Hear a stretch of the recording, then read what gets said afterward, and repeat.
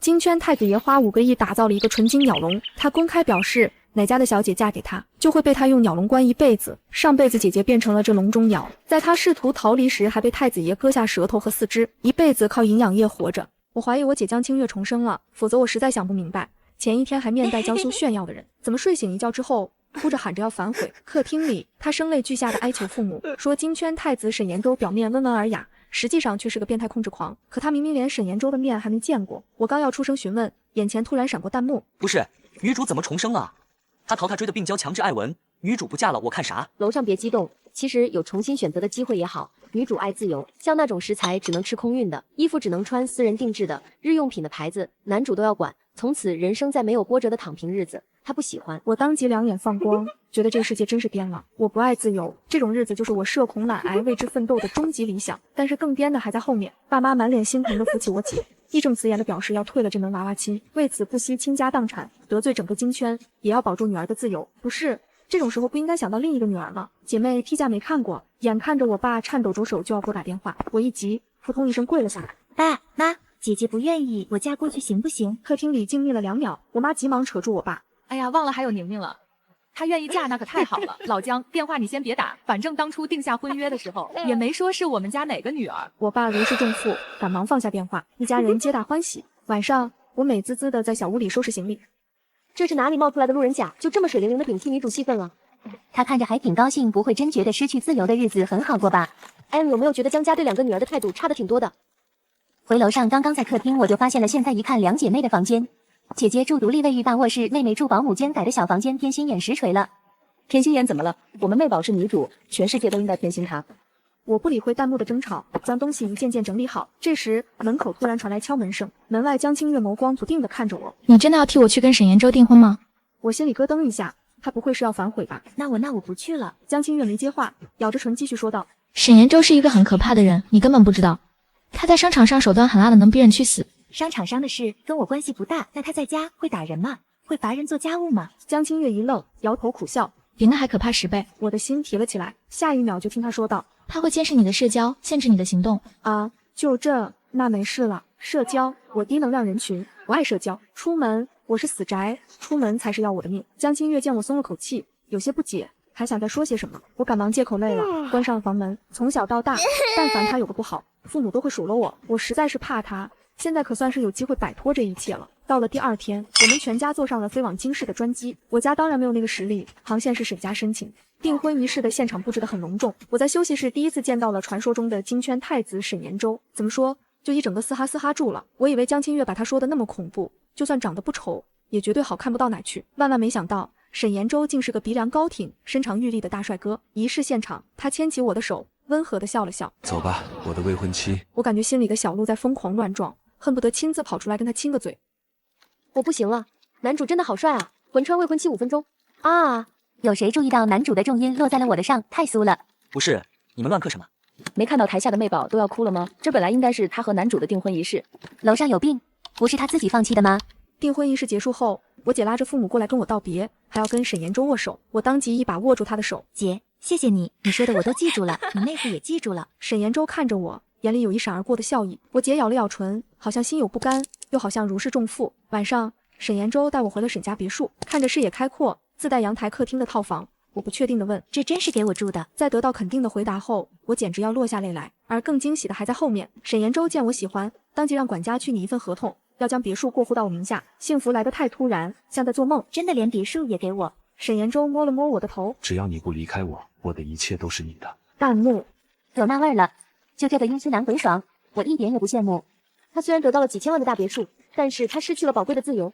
不是，凭什么男主的一切都应该是我们妹宝的？路人甲能不能有点自知之明？真够不要脸的！楼上，我真的揍你了！我将合同签好后，美美的进入了梦乡。半梦半醒间，总感觉有一道灼热的视线在床边注视着我。可能是第1天订婚的流程太过顺利，让我放松了警惕。第2天睡醒，我就发现自己的行李被佣人收走了。在我脑补了一出豪门大戏时，女佣过来请我去衣帽间，说沈延洲在那里等我。说是衣帽间，其实比我家客厅还大1倍。看着眼前暗色系挂放好的各种衣裙包包，想到自己以后出去时，眼泪只能Prada 的往下滴落，我不禁笑出了声。在笑什么？沈延洲不知什么时候走到了我身后，手上还拿了一条裙子。我摆摆手，问他这条裙子是给我的吗？他垂着睫毛，眸光暗沉地看着我说道。不止这条裙子，这里的衣服都是你的。昨晚我按照你的尺寸连夜定制每一件，我都在脑海中想象过你穿上的样子。以后你的穿着打扮只有我能决定，好不好？闻言我眼眶一热，立刻低下了头。这时弹幕开始疯狂刷屏。来了来了！原著这里女主江清月听到这句话后，当即翻脸骂男主变态，导致两人关系恶化，男主后面越来越偏执。原著是为了虐而虐吧？男主其实没有恶意，他只想说他和他的未婚妻是属于彼此的。我靠！你们看，江宁反应更大，他好像被气哭了。男主以为自己被讨厌了，脸色都变了。看到这，我猛然抬头，正对上沈岩洲暗沉的目光。怎么哭了？不喜欢我的安排？他漫不经心地用手指抹挲着我脸上的泪水，病娇味重得一批。我反扣住他即将离去的手，亲昵地蹭了蹭。不是不喜欢，我就是太感动了，想到你不但连夜帮我买新衣服，以后还要帮我研究穿搭，我就其实在家我也有衣帽间，只不过是和我姐共用，她拥有全部使用权，我拥有其中一个衣架子。什么时候她的衣服穿腻了或是有瑕疵了，她就会挂到那衣架上。还是第一次有人为我这么费心，说不感动是假的。况且我生性背懒，别说沈岩洲只是帮我配穿搭，他就是亲自帮我穿，我也没意见。一上午，沈岩洲带我参观了别墅，又到花园去转了转。他问我还喜欢你的别墅吗？我疯狂点头，那还说啥了？江家送你了。临近午餐，管家过来问沈岩洲想吃什么，他抹挲了一下我的头发。吃海鲜吧，我看过你的体检报告，你应该多补充点蛋白质。我的体检报告，他什么时候看的？不过这不重要。我看着一道道海鲜大餐摆上餐桌，吸了吸口水，刚要开动，沈岩洲就将一只包好的帝王蟹脚递到了我唇边。弹幕：好戏开场了，江家人都不爱吃海鲜，男主这种做法无异于雷点蹦毒。原著女主不但拍开了男主的手，还一气之下2天没有吃饭。没准儿江宁爱吃呢，我不管，我要看恋恋爆改小甜文。不可能，原著女主说了，他们家餐桌上也从没出现过海鲜。男主是故意为难他，江宁肯定也不爱吃。看到这，我一口咬下蟹肉，鲜甜的味道瞬间盈满口腔，不愧是空运的，这也太好吃了。遥想上一次吃海鲜大餐还是好几年前，我姐去参加夏令营没在家，我求着妈妈给我做了顿海鲜，看我吃的腮帮子鼓鼓。沈岩洲脸上漾起一抹笑，手下剥壳的动作越发快了起来。江宁这也不像不爱吃啊，他边吃边笑，嘴都要咧到耳后根了。有没有可能是江家偏心，女主不爱吃，江宁也吃不到？我们妹宝就是家里的传统，吃不到海鲜怎么了？又不会死。不，到底是谁说这段剧情窒息的？江宁的眼神到哪，下一秒这道菜就会出现在他盘子里，这窒息吗？这都要爽死了，好吧。嘿嘿，确实爽。眼见沈岩洲一直服务我，自己都没吃，我插起一块芝士焗龙虾递了过去。你也吃？他一愣，低下头轻轻咬住我的叉子。很好吃。我吞了吞口水，感觉自己又饿了。衣来伸手饭来张口的日子过了半个月，沈岩洲恢复了工作状态。出差前，他将一块运动手表戴在我手上，说是特地为我选的礼物。我挠了挠头，觉得这手表送我有点浪费，毕竟我不爱运动。沈岩洲走后的第2天，我面对空荡荡的餐桌，莫名感觉有些孤独，于是让管家将餐食送到卧房的小客厅，一连几天都窝在卧室里。这种白天不用奔波找工作，晚上不用做家务的神仙日子，我能过10000年。几天后，我正趴在床上打游戏，弹幕突然弹出一片哈哈哈。我不行了，男主每天通过手表传输的数据监视江宁，几天下来发现运动步数没有超过300的，怀疑江宁把手表摘掉跑路了。此时正在给管家打电话求证的救赎感，谁懂啊？笑死了，我真怕哪天男主跟江宁说你被囚禁了。江宁一脸迷茫的问他是什么时候的事啊？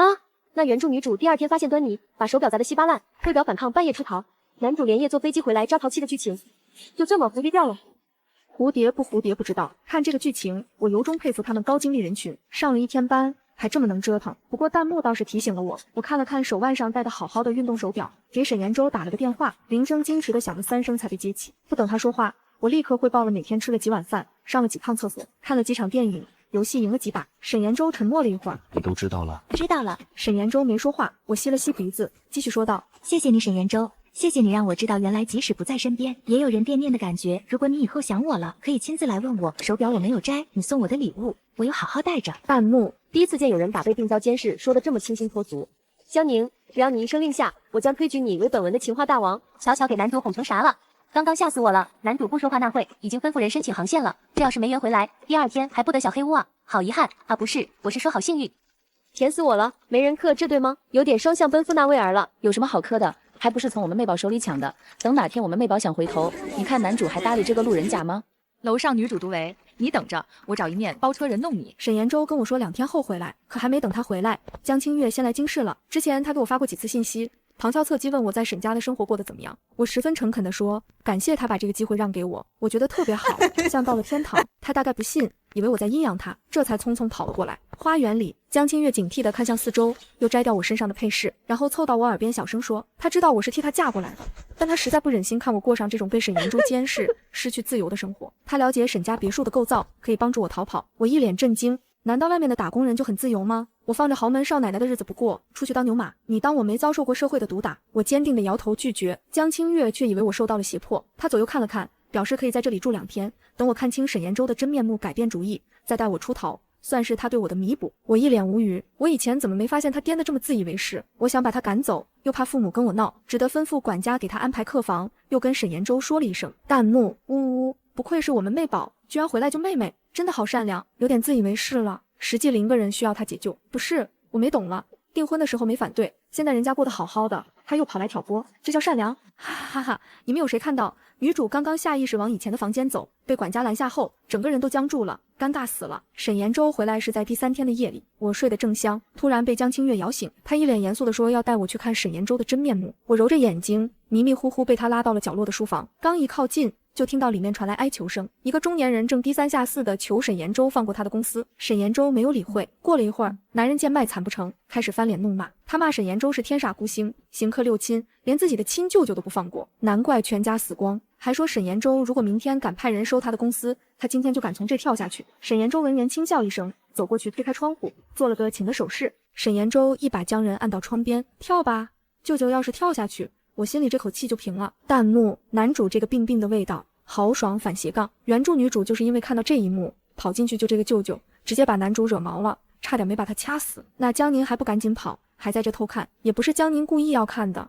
不是女主带他过来的吗？别诬赖我们妹宝，我们妹宝是为了让他看清真相，解救他。其实我也不想看，我就是怕这人跳下去，我别墅的市值也跟着跳下去了。不过这毕竟是沈延洲的家务事，我确实不该看。想到这，我转身打算回房睡觉，不想却踩到了地上莫名冒出的水渍，扑通一声坐到了地上。下一秒，书房的门开了，沈延洲逆光站在门口，看不清表情。你都听到了？我点点头。有什么想对我说的？我刚要说话，弹幕飞速闪过。啊，这把高端局，男主刚被舅舅刺激过，正处在高敏状态，感觉说什么都容易踩雷。说男主不该这么对亲人，显得自以为是。说男主自己的事自己处理，显得太冷漠。送命题啊！我挠了挠头，看着眼前的修长身影，我想说，你穿黑衬衫好帅啊，尤其是逆光而立，这188的大长腿，简直像巨星登场。不敢想象以后结婚了我吃的有多好。在满屏的问号中，沈延洲有一瞬的错愕，随即他轻笑一声，俯身将我抱回了房间。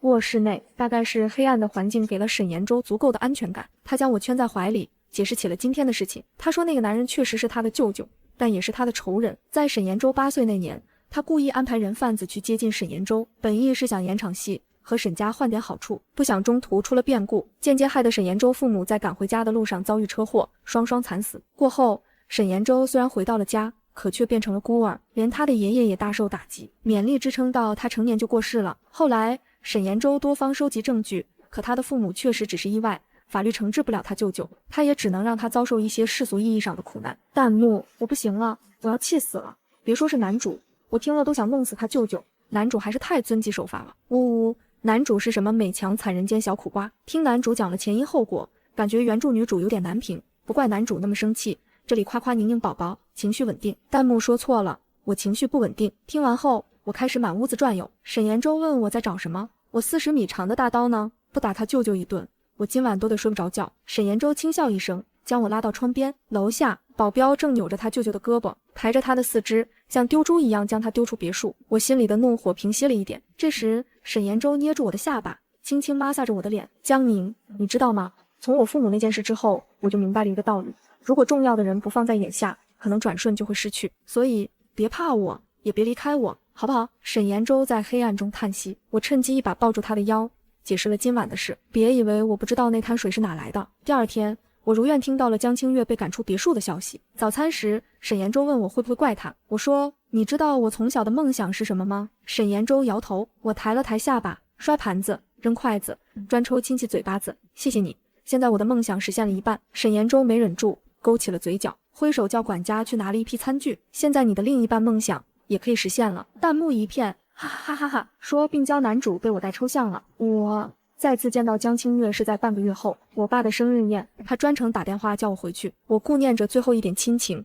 没有拒绝。宴会上，我挽着沈延舟出现，江清月若无其事的过来跟我打招呼。就在我以为他不会作妖时，他转身扔下一个重磅炸弹。对了，宁宁，宋晏殊回国了，今天的宴会他也来了。我记得他高中出国的时候，你还偷偷哭了好久。你会去跟他打个招呼吧？我弹幕好经典的白月光回国剧情，不对吧？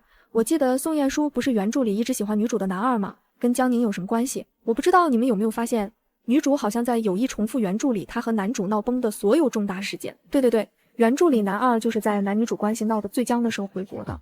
最后女主还求男二带她逃跑。感受着沈延舟手上无声收紧的力度，我将他拉到角落，示意他低头。身高太高就是这点不好。说悄悄话都不容易。宋家跟我们江家是世交，我和宋晏殊算是半个青梅竹马。之所以是半个，是因为他从来只跟江清月玩，喜欢的也是江清月。那偷偷哭了好久是怎么回事？我一脸讳莫如深，可以不说吗？沈延舟挑眉，好吧，显然不可以。于是我闭了闭眼，因为那天随堂测试没考好，老师罚我抄3遍卷子，我实在是抄不完，给自己气哭了。沈延舟弹幕哈哈哈哈，卷子抄不完给自己气哭了，这个实在过于真实了，被江宁圈粉了。性格好，不别扭，有误会他是真解释啊，我就喜欢长嘴的。有人懂我的萌点吗？上一秒沈延舟我要黑化，下一秒江宁打断施法，简直不要太好品。我不爱社交，整场宴会都站在沈延舟身边，唯恐有人过来找我说话。临近结束，才忍不住去了趟洗手间，没想到刚解决完就被江清月拉进了拐角的包房。我甩开他的手，他抿了抿唇，说自己没有恶意，刚刚故意让沈延舟误会，也不算恶意吗？我只是想让你看清他控制欲有多强，就算你一时能忍受被这样一个人整天注视着，你也会觉得窒息。你是替我订婚，我不想以后良心不安。弹幕666，不想以后良心不安，我先人为给你们制造点困难。女主说出这句话之后，我感觉自己的大脑褶皱都被抚平了。我觉得江清月其实不是坏，她是执拗，她认为沈延舟是控制狂，必须所有人都认为沈延舟是控制狂，不但执拗，而且自私。你们看他说的，他甚至不是怕江宁以后过得不好，他是怕自己会良心不安。江清月看不到弹幕的吐槽，依旧自顾自地说着，我却突然笑出了声。其实你不了解沈延舟，更不了解我。他不解地看向我，我没有解释，转而说起了小时候。有一年，爸妈带着我和江清月去游乐园，他走在中间牵着他们，我屁颠颠地跟在身后。游乐场人多，我唯恐会走散，牢牢地牵住爸爸的衣角。我那时已经知道自己不如姐姐受重视，所以不敢提要求，更不敢单独行动。江清月玩什么我就玩什么，江清月吃什么我就吃什么。可即使是这样，临近闭园时，我一个人去厕所的功夫还是被落下了。我等了好久也不见他们回来，后来我抹着眼泪找工作人员报警，才被送回了家。渐渐的我就不爱出门了。江清月听完辩解道，这只是一件小事，爸妈不是故意的，况且你性格一向佛系，我知道他们不是故意的，他们只是忘了还有一个女儿。弹幕江清月还有脸说这是一件小事，谁知道这么多年来这样的小事发生了多少？他真的不知道父母偏心吗？不过是既得利者不沟通罢了。我终于知道为什么江宁明明是女主妹妹，原著里却是路人甲了，因为原著是女主视角。我都不想说江宁那是佛系吗？她那是没招了。其实说了这么多，我只是想告诉你，被看见是一种特权。在你看来，沈延舟的感情过于窒息，可是对我而言，这就是我所需要的。我被忽视了太久，我希望有一个人能看见我，只看见我。姐，这是我最后一次叫你，以后我不会再回这个家，你也不要再来打扰我的生活。说完，我转身就要离开，江清月却不甘心地问道，可你有没有想过，沈延舟那不是爱，是病。爱是自由的，他根本就不爱你，换做任何一个人当他的未婚妻，他都会这样。我张了张嘴，刚要说话，沈延舟突然推门而入。这个问题我来回答你，诚然我的未婚妻可以是任何人，我不会违背爷爷定下的婚约，但除了江宁，我跟其他任何人在一起都不会幸福。哼，说句冒犯的话，如果当初来跟我订婚的是江小姐，恐怕我们的结局只会是惨烈收场。话音刚落，江清月瞬间惨白了脸色。15，我和沈延舟不顾父母的挽留，连夜回了京市。回程的路上，沈延舟不知道在想什么，过了一会儿突然对我说，可以实现我一个愿望。什么愿望都可以，什么愿望都可以，哪怕是离开你。沈延舟没说话，半晌才干涩地应道，哪怕是离开我。我知道他是被江清月的话影响了，笑着扑进他怀里。那你听好，我的愿望是看看腹肌。沈延舟正愣了一瞬，像是没反应过来，我拿起手机递了过去，示意他帮我把父母和江清月的联系方式删掉。修长的手指在屏幕上划过，我凑到他耳边问道，爽不爽？亲手斩断我和别人联系的感觉，爽不爽？沈延舟瞳孔一缩，墨色般的暗沉在眸中蔓延。江宁，你在招我？我没有说话，凑上去吻了吻他的嘴角，刚要离去，却被沈延舟按住了后脑。紧接着便是唇舌间最极致的纠缠。弹幕等了这么久，终于有吻戏了，西西反斜杠不愧是病娇，亲的好色哦。作者给尊贵的严选会员写点黄的，呜呜，你们都在看吻戏，只有我在回味他们的感情。本来以为是江宁救赎沈延洲，没想到实际沈延洲也一直在治愈着江宁。良久，有暧昧的银丝在分开的唇瓣间拉扯，沈延洲开视着我的唇，我平复着喘息，轻声说道：“我们结婚吧。”沈延洲没再给我反悔的机会。回到京市的第2天，就带我扯了证。我看着眼前一叠婚纱图纸，感觉自己选择恐惧症都犯了。这个好看，这个也好看。沈延洲大手一挥，表示全都拿去定制。可婚礼只有一次，婚纱也只能穿1件，会不会太浪费了？沈延洲勾了勾唇说：“我喜欢就不是浪费，除去婚姻的仪式感和神圣感，婚纱只是件漂亮裙子，我想穿随时可以穿。况且你可以穿给老公看。”未尽的话语消失在他灼热的吻里，弹幕又亲上了。俩人就跟那亲嘴鱼似的，当心回头亲过敏了。肚子鼓大包，呜呜呜！只有我注意到沈延洲刚刚又给宁宝赚了几千万当零花吗？今天也是仇富的一天，我看到了。我只想说，转农村频道，给我转农村频道。婚礼举行得很隆重，我不爱热闹，邀请的宾客不多。值得一提的是，婚礼结束的第2天，我就听说沈延洲的舅舅发生了车祸，那他死了，高位截瘫，懂了，就是脖子以下完全不能动，脖子以上只有眼球能动。沈延洲说这话时，正望向窗外，我随口接道：“那还真是双喜临门，可喜可贺。”他转过头，蓦地笑了。婚后的生活像浸在蜜糖温水里，舒坦的让人骨头缝都发酥。沈延洲对我懒宅本性的包容与日俱增，甚至发展出了一种独特的投喂式关怀，定期搜罗最新款的游戏、绝版漫画、影音设备，把我那间原本只是舒适卧室的房间，渐渐堆成了一个小型娱乐天堂。他出差时，视频查岗的频率明显降低，取而代之的是各种看到这个觉得你会喜欢的快递，从异国零食到稀奇古怪的文创小物，源源不断。我以为日子就会这样，在我越来越宽的舒适区里，甜滋滋地滑过去，直到林薇再次打来电话，这次语气雀跃又带着点久违的激动。宁宁，大消息，班长组织同学聚会，就在下周6，咱们毕业都快5年了，好不容易聚一次，你一定得来啊！好多人都问起你呢。同学聚会，我头皮瞬间有点发麻，想象中充斥着嘈杂寒暄、互相攀比、回忆尴尬往事的场景，让我本能的想缩回壳里。我就不去了吧，你们玩的开心点。我干巴巴的推拒。别啊！林薇急了，这次真的很难得。好多在外地的都专门飞回来，而且听说周学长也会来。周学长，周景明，这个名字像一颗小石子投入平静湖面，在我心里漾开一圈极淡、几乎难以察觉的涟漪。周景明比我高2届，建筑系的才子，学生会副主席，校园风云人物。记忆里是永远干净的白衬衫，温和有礼的笑容，在新生报道时帮我提过沉重的行李，在图书馆偶遇时点头致意，仅此而已。若说有什么特别，大概是我混沌沉闷的大学时光里少数几抹算得上明亮的色彩之一，但也仅止于远远欣赏。毕业时听说他拿到了国外名校的 offer， 自此便再无交集。他回国了，我有些诧异。对啊，好像是自己开了事务所，做得风生水起，这次也是难得有空。林薇语气充满向往，随即又压低声音说：“真的，当年咱们系好多女生暗恋他，你不也算一个？虽然你藏得深，这次正好叙叙旧嘛。”我失笑，哪有的事，别瞎说。暗恋或许有那么一点点青春期对优秀异性的朦胧好感，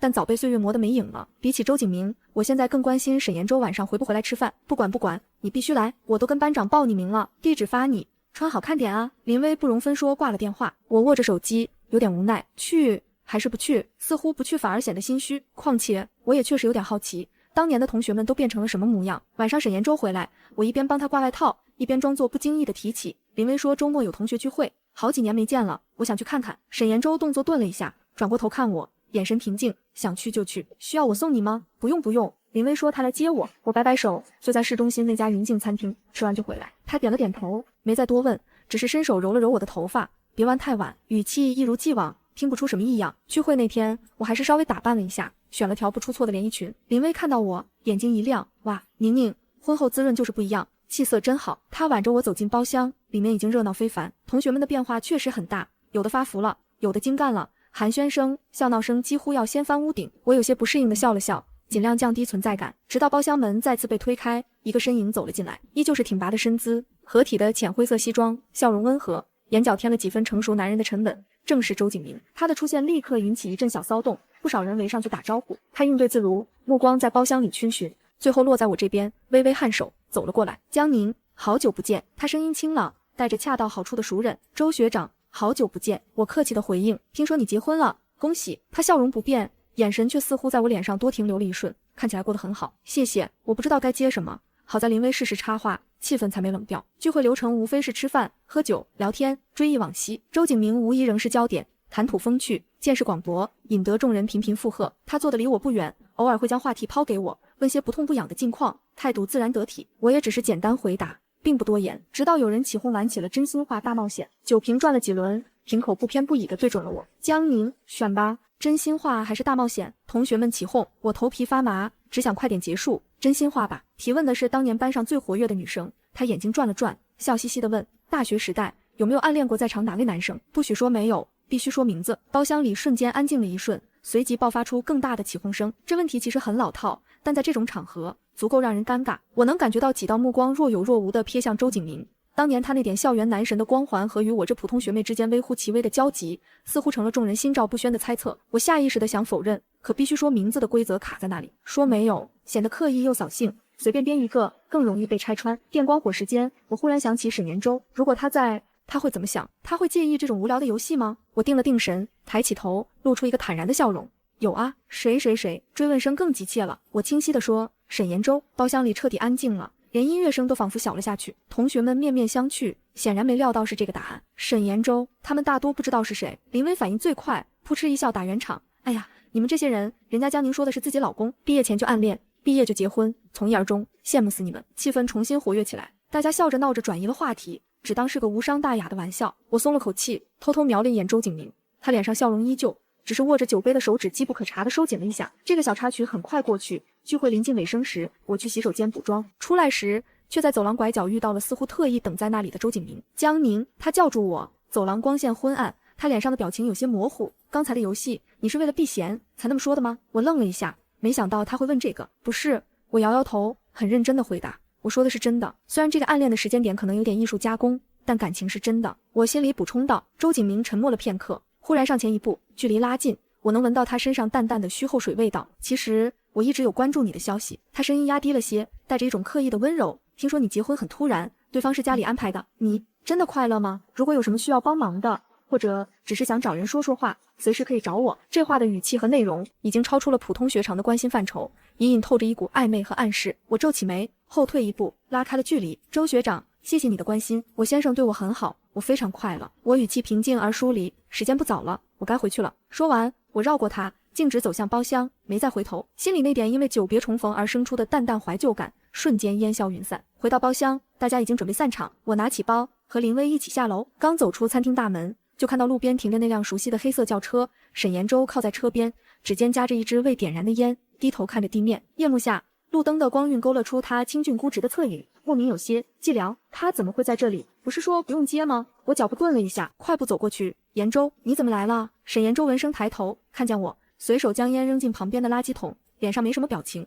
正好在附近处理点事，顺路。他打开副驾车门，上车吧。林小姐需要送吗？林薇连忙摆手，不用不用，我叫的车马上到。宁宁，今天玩得开心，下次再约。他冲我眨眨眼，识趣的走到一边去了。车里很安静，沈延洲专注的开车，侧脸线条有些紧绷。我敏锐的感觉到他情绪不太对，是因为等我等久了，还是看到了什么？聚会怎么样？他忽然开口，声音听不出喜怒。就那样，大家变化都挺大的。我斟酌着词句，吃了饭，聊了天，玩了会游戏。他应了一声，又不说话了。我手指无意识的抠着安全带，犹豫了一下，还是决定主动坦白。沈延洲的敏锐远超常人，与其让他从别处听到风言风语，不如我直接说，那个玩游戏的时候，他们问我大学有没有暗恋过在场的人。我侧过身看着他，沈延洲握着方向盘的手指似乎紧了一下，车速依旧平稳。哦，你怎么回答的？我说有啊。沈延洲，我尽量让语气听起来轻松又真诚。他显然没料到是这个答案，猛地转头看了我一眼，眼神里闪过一丝错愕，随即又恢复深沉。我继续说道，出来的时候在走廊碰到周景明学长了，就是以前建筑系那个。说了几句话，我顿了顿，决定省略那些令人不适的细节，只陈述事实。他问我是不是真的快乐，说如果需要帮忙可以找他。沈延洲的脸色以肉眼可见的速度沉了下去，下颌线绷紧，车厢内的空气仿佛瞬间凝固，低气压弥漫开来。然后呢？他问，声音冷了几度。然后我说，我先生对我很好，我很快乐，就回来了。我伸手轻轻碰了碰他放在档位上的手背，有点凉。延洲，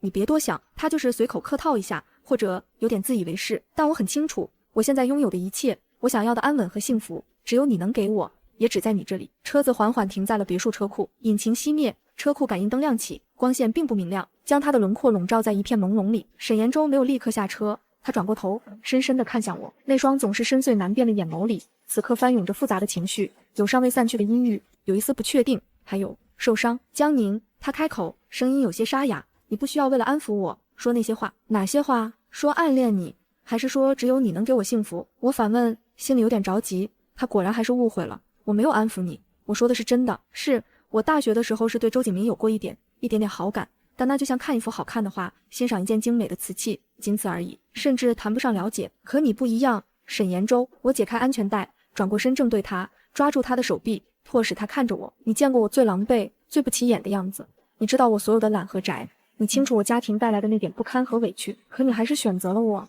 用你的方式在照顾我，甚至为了我一点点改变你自己。你给我的不是那种浮于表面的关心，是实实在在的看见，是我从来不敢奢望的偏爱。周景明，他只是一个符号，代表我过去那段苍白岁月里一点点不切实际的幻想，而你是我的现在和未来，是真实的、温暖的，会让我生气也会让我安心的人，这根本没有可比性。我一口气说完，脸颊因为激动有些发烫，眼睛一眨不眨地盯着他，生怕他不信。沈延洲愣住了，他大概很少听到我这样长篇大论、情绪饱满的剖析内心。他眼底的阴霾一点点散去，取而代之的是一种更为幽深的、翻涌着暖流的情绪。他反手握住了我的手，掌心温热，带着薄茧。看到他靠近你，我心里不舒服。他终于坦诚，语气带着一种罕见的、近乎脆弱的直白。我知道这或许没必要，但我控制不了。我知道，我用力回握他的手，心里那块石头终于落地，所以我才要立刻告诉你，不让你有胡乱猜测的机会。沈延洲，我们之间不需要猜来猜去，我认定你了，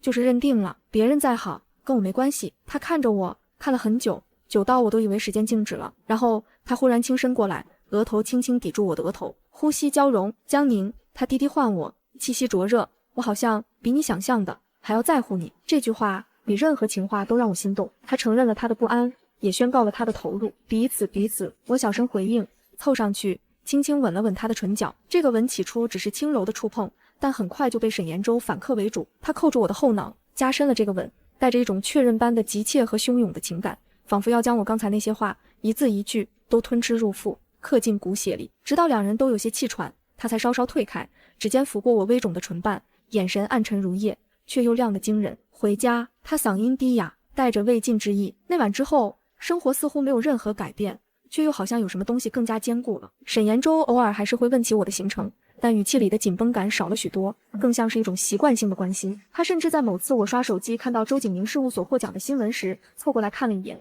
淡淡点评，设计理念还行，商业运作痕迹太重。我失笑，把手机丢到一边，抱住他的胳膊。沈总慧眼如炬，不过这跟我有什么关系？我比较关心沈总明天有没有空陪我试试那家新开的，据说要提前3个月预约的甜品店。他挑眉，想吃？我重重点头。明天下午3点，我让司机送你去。你不陪我，我故意撅嘴。他捏了捏我的脸，眼里有笑意。陪你，会议可以改期。看，这才是生活的正确打开方式。那些遥远的、模糊的白月光，终究只是记忆中一点微不足道的尘埃，而握在手里的身边这个真实又麻烦的男人，才是照亮我整个世界，让我心甘情愿走出舒适区，去体验更多美好的、独一无二的太阳。之后的生活没有太大改变，我依旧过着不劳而获、坐享其成、无功受禄的美好日子。这天，一个许久不见的大学同学来京市找我玩，我跟沈延洲说了一声，他既没有反对，也没有派保镖跟着。就在我以为他赚了兴时，他开始进行信息轰炸。去哪了？和谁在一起？在做什么？什么时候回来？回来以后还爱我吗？我扑哧一笑，打字太累，我干脆一个视频弹了过去，还让室友跟他打了招呼。接下来的几天，我连喝口水都给他发信息报备，弹幕哈哈，你们看到江宁发的信息没有？几点喝水？几点吃饭？几点吃了水果？小说看到了第几章？感觉江宁把沈延洲当备忘录用，一直热暴力他。只有我觉得江宁好像在给沈延洲进行脱敏吗？你不是一个人。我也感觉沈延洲好像变好了很多啊！不要啊！我期待已久的小黑屋 play 呢？楼上想什么呢？真有什么 play？我们也看不到，平台不让播。沈延洲对我出门这件事彻底脱敏是在婚后的第2年，彼时他正在看我的体检报告，看完他就劝我出门走走。我一脸抗拒的往沙发上缩，借口从外面太晒了到外面太冷了，再到外面人太多，外面有什么好玩的？沈延洲无奈，连夜打包带我出门旅游。这1年，我们先是去了瑞士滑雪，又到了帕劳浮潜，最后去南极看了企鹅。看到憨态可掬的企鹅们，我两眼放光。以前也没人跟我说，你们现充的世界这么好玩啊。后来在山顶等着看流星雨时，我问沈延洲，不是不喜欢我出门吗？沈岩洲吻了吻我的发顶，我喜欢你看到那些风景时发亮的眼睛，只要一想到世界上有那么多有趣的事物你没体验过，我就觉得亏欠了你。这时有流星划过，我弯了弯唇，凑到沈岩洲耳边轻声说了3个字：爱不是牺牲，爱是双向奔赴。我愿意适应你，而你愿意为我做出改变。江清月重生回来后的第一反应就是要避开沈岩洲。上一世他实在忍受不了在沈家窒息般的生活，求了青梅竹马的宋晏书带着他倚天出逃。他知道沈岩洲对雨天车祸有阴影，不会来追，可没想到宋晏书心里紧张，车子半路打滑。他们在下山过弯时，连人带车翻下了山崖。在睁眼，他回到了订婚宴的前一天，他认为这是老天给他的机会，于是哭着喊着退了婚。他看出了父母的为难和恐惧，可他实在不想再死一次。不想这时家里一直没有什么存在感的妹妹突然站出来说愿意跟沈岩洲订婚。订婚宴顺利举行，江清月松了一口气的同时，心里又有一种说不出的怪异感觉。沈岩洲不是对他很执着吗？为什么在订婚宴上看到他什么反应都没有？过后他忍不住打听江宁在沈家的生活，在得知江宁没有任何不适后，心里又泛起了怪异的感觉。他觉得自己是在良心不安，江宁根本就不知道沈岩洲是一个什么样的人。他忍不住跑去京市想要解救他，不想江宁根本不领情。江清月清晰地记得和沈岩洲爆发的每一次矛盾，而最近一次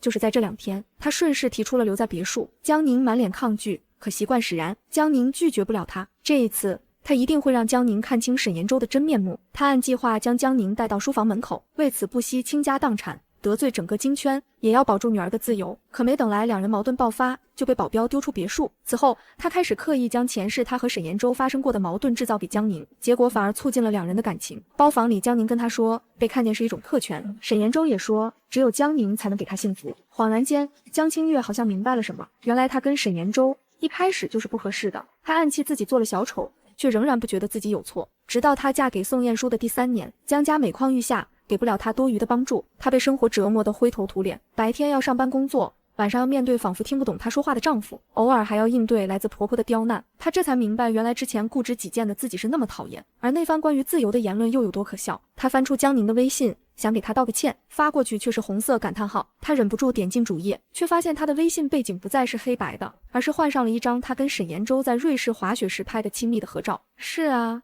他现在过得这么幸福，哪里还需要他虚假的歉意？江清月笑了，笑着笑着又忍不住哭了起来。原来连弥补的机会都只是他的一厢情愿。那个总是安静跟在身后，被他习惯性忽视的妹妹，早已决绝地不留一丝缝隙的将他隔绝在了